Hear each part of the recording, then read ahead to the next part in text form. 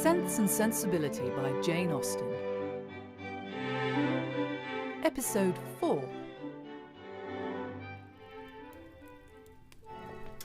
Our dear Willoughby will now be some miles from Barton, Elinor. And with how heavy a heart does he travel? It is all very strange, Mamma.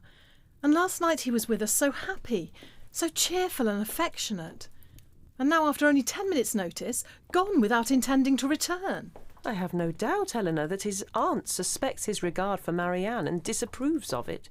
But you do not look convinced. What is it that you suspect him of? It may be proper to conceal their engagement, if they are engaged, from Mrs. Smith, but this is no excuse for concealing it from us. My dear child, do you accuse Willoughby and Marianne of concealment? I want no proof of their affection, but of their engagement I do.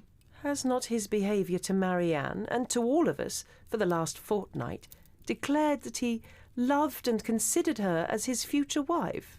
Every circumstance except one is in favour of their engagement, but that one is the total silence of both of them. You must think wretchedly indeed of Willoughby if you can doubt the nature of the terms on which they are together. He must and does love her, I am sure. But with a strange kind of tenderness if he can leave her with such indifference as you attribute to him.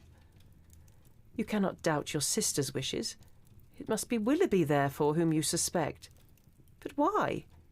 Can he be deceitful? I hope not, but he did not speak like himself. Willoughby does not deserve to be suspected, Elinor. Though we have not known him long, he is no stranger in this part of the world, and who has ever spoken to his disadvantage? Why do you not ask Marianne whether or not she is engaged to Willoughby? I would not ask such a question for the world. Suppose it possible that they are not engaged. What distress would not such an inquiry inflict? I am glad you joined us this morning, Marianne. It must be a week since you have been outdoors. I needed some fresh air. Look! Who is that? I will go see. Careful, Margaret! Elinor! It is Willoughby! It is indeed! I know it is! Marianne, I think you are mistaken. The person is not tall enough for him. He is! I am sure he is! I knew how soon he would come. It's Edward! Oh. Well, perhaps Edward is the one person in the world whom I could forgive for not being Willoughby. Miss Marianne, Miss Dashwood, may I walk with you to Barton Cottage? Of course, Edward. I had come this way with the intention to visit you. And here we are, met on the way. Are you come direct from London? No, I've been in Devonshire a fortnight. A fortnight? Yes.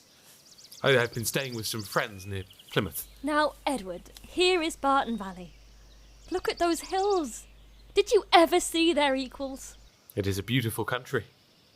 But these roads must be dirty in winter. How can you think of dirt with such objects before you? Because among the rest of the objects before me, I see a very dirty lane. Have you an agreeable neighbourhood here? Are the Middletons pleasant people? Not at all. We could not be more unfortunately situated. Marianne, how can you say so? They are a very respectable family, Edward, and towards us they have behaved in the friendliest manner. Have you forgot, Marianne, how many pleasant days we have owed to them? No.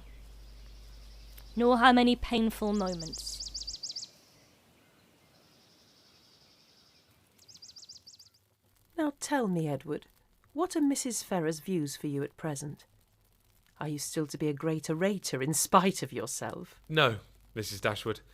I hope my mother is now convinced that I have no more talents than inclination for public life. You have no ambition, I well know. Your wishes are all moderate.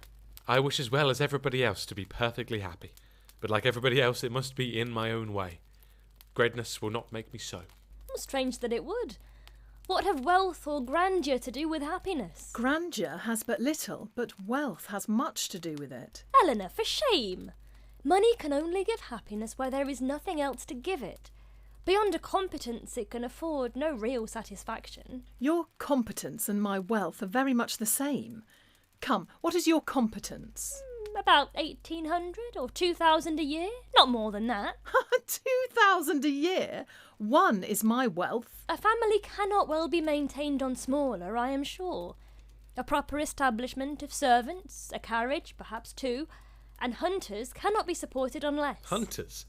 But why must you have hunters? Because most people do. I wish someone would give us all a large fortune apiece. Oh, that they would. How happy I would be. I wonder what I would do with it. What magnificent orders would travel from this family to London?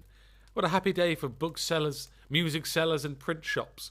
Marianne would buy up every copy of her favourites, I believe, to prevent their falling into unworthy hands. Well, some of my money at least. Perhaps, then, you would bestow it as a reward on that person who wrote the ablest defence of your favourite maxim, that no one can ever be in love more than once in their life.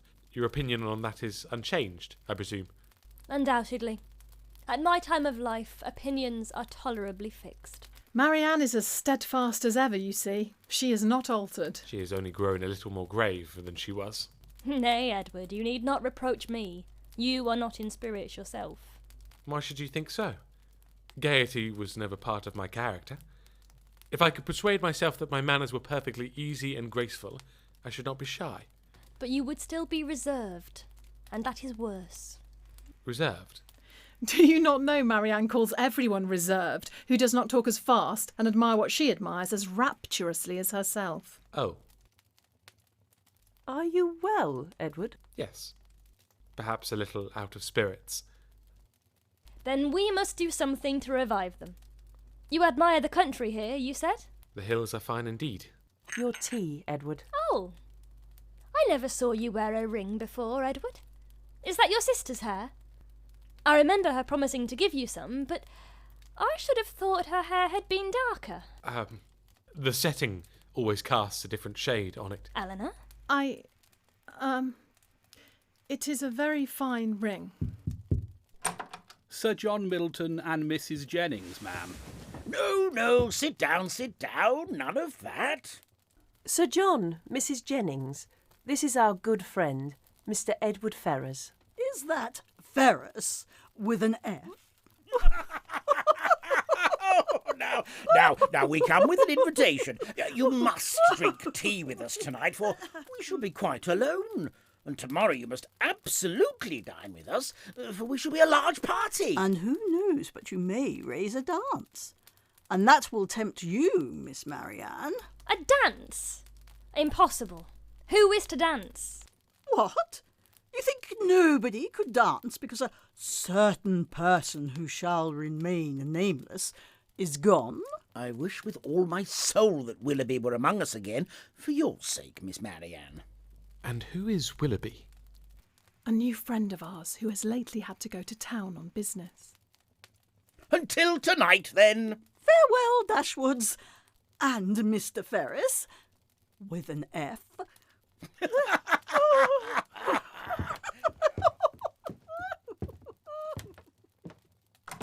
Marianne, I have been guessing. Shall I tell you my guess? I guess that this Mr Willoughby hunts. Oh, Edward, how can you? But the time will come, I hope. And I am sure you will like him very much. I hope so.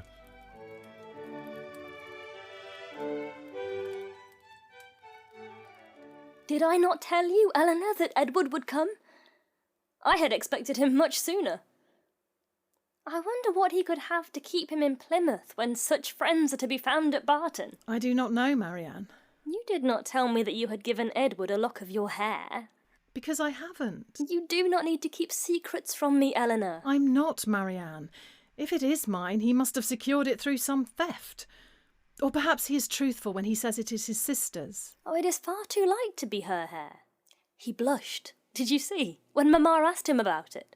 Oh, it must be yours, Elinor. Then if it is, I do not know how he contrived to get it, and it will not do for us to speculate. Good night, Marianne.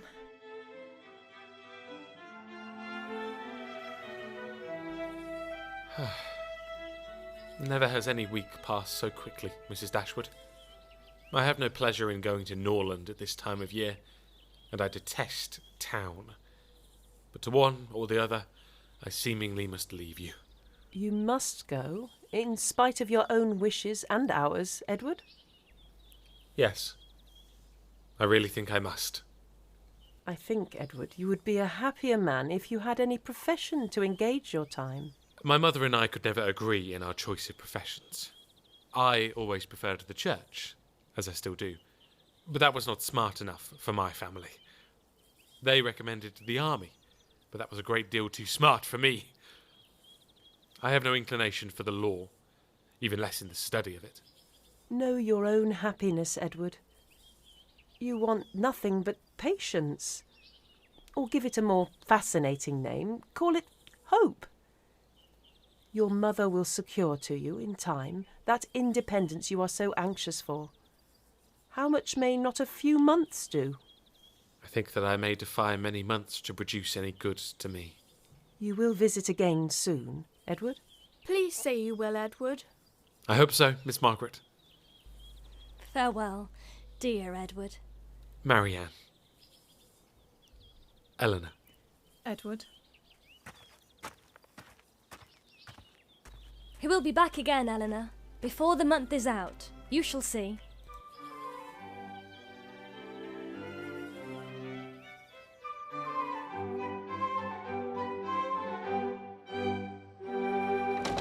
Miss Dashwood, good morning.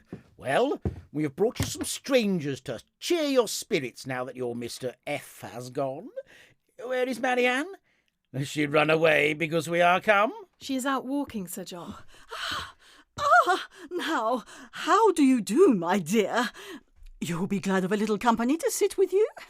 I have brought my other daughter and her husband to see you.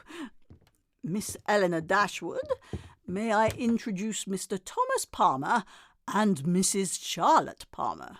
Well, what a delightful room this is. I never saw anything so charming. Only look how delightful everything is. How I should like such a house for myself. Should you not, Mr. Palmer? Mr. Palmer does not hear me. He never does sometimes. It is so ridiculous. I can't help wishing they had not travelled quite so fast, for you know it was wrong in her situation. I wanted her to stay at home and rest this morning, but she would come with us. Oh, she longed so much to see you all. Oh, it shall not do me any harm. She is expected to be confined in February. Is there any news in the paper, Mr. Palmer? No, none at all. Ah, now here comes Marianne. Now, Palmer, you shall see a monstrous pretty girl. Sir John, Mrs. Jennings. Good morning, Miss Marianne. Have you not been to Allenham on your walk this morning? Mr. Palmer, have you been asleep? This room is very low-pitched, and the ceiling is crooked. You will come to the park to spend tomorrow with us, yes? Well, the weather is uncertain, Sir Then John. I shall send the carriage. Capital! Until tomorrow then, Miss Dashwoods. Come along, Palmer. Oh, why should they ask us? The rent of this cottage is said to be low, but we have it on very hard terms if we are to dine at the park whenever anyone is staying either with them or with us. Miss Dashwood, I am so glad you decided to come, as we go away again tomorrow. I am so sorry we cannot stay longer. However, we shall meet again in town very soon, I hope. Oh, Mrs. Palmer, we have no plans to go to town. Not go to town? I shall be quite disappointed if you do not. You must come, indeed. Thank you, Mrs. Palmer, but our mother could not spare us here. Ah, this weather. I'm afraid, Miss Marianne, you've not been able to take your usual walk to Allenham today. I do not know what you mean, Sir John. Oh, don't be so sly before us, Miss Marianne, for we know all about it, I assure you. And I admire your taste very much, for I think he is extremely handsome. We do not live a great way away from him in the country, you know, not above 10 miles. Much nearer 30. Ah, well, there is not much difference. I never was at his house, but they say it is a sweet, pretty place. As vile a spot as I ever saw in my life. Is it very ugly? Then it must be some other place that is so pretty, I suppose. I regret there are only 8 altogether for dinner. My dear, it is very provoking that we should be so few. Why did you not ask the Gilberts to come to us today? Did I not tell you, Sir John, when you spoke to me about it before, that it could not be done? They dined with us last. You and I, Sir John, should not stand upon such ceremony. Then you would be very ill-bred. My love, you contradict everybody. Do you know that you are quite rude? I did not know I contradicted anybody in calling your mother ill-bred. You may abuse me as you please, You have taken Charlotte off my hands and cannot give her back again. Oh, my dear Miss Dashwood, I have got such a favour to ask of you and your sister. Will you come and spend some time at Cleveland this Christmas? Mr. Palmer, don't you long to have the Miss Dashwoods come to Cleveland? Certainly, I came into Devonshire with no other view. There now, you see, Mr. Palmer expects you, so you cannot refuse to come. Thank you, Mrs. Palmer, but... It is a very kind offer, Mrs. Palmer, but we couldn't possibly come. But indeed you must and shall come. I am sure you will like it of all things. You cannot think what a sweet place Cleveland is. Do you see much of Mr. Willoughby at Cleveland? Are you much acquainted with him? Oh dear, yes, I know him extremely well. Not that I ever spoke to him. Somehow or other I never happened to be at Barton while he was at Allenham. However, I dare say we should have seen a great deal of him in Somersetshire, if it had not happened very unluckily that we should never have been in the country together. I know why you inquire about him very well. Your sister is to marry him. And I am monstrous glad of it, for then I shall have her for a neighbour. Upon my word, you know much more of the matter than I do. You know it is what everybody talks of. I met Colonel Brandon Monday morning in Bond Street just before we left town, and he told me of it directly. Surely you must be mistaken. To give such intelligence to a person who could not be interested in it, even if it were true, is not what I should expect Colonel Brandon to do. I said to him, "So, Colonel, there is a new family come to Barton Cottage, I hear, and Mamma sent me word that they are very pretty, and that one of them is going to be married to Mr. Willoughby of Combe Magna. Is it true, pray?" And he looked as if he knew it to be true, so from that moment I set it down as certain. Mr. Brandon was very well, I hope. Oh, yes, very well, and so full of your praises he did nothing but say fine things of you. I am flattered by his commendation. Mamma says he was in love with your sister too. I assure you it was a great compliment if he was, for he hardly ever falls in love with anybody. Oh, now, Miss Dashwood, I can see you are quite as grieved as I that the Palmers are off again so soon, but have no fear. I have this very morning, in Exeter, met the two most wonderful young ladies, Mrs. Anne and Lucy Steele, and how marvellous to discover that they are relations! So, Sir John and I directly invited them to join us at Barton as soon as their present engagements were over, and they immediately threw over their Exeter engagements, and they are to join us shortly. You will come to see them, Miss Dashwood, Miss Marianne? They are your cousins, you know, after a fashion. You are my cousins, and they are my wife's. So you must be related. Sir John, I have never seen these girls before in my life, and I have no proof of their elegance or gentility even. Oh, I have no cares about their being fashionable. We are all cousins and must put up with one another.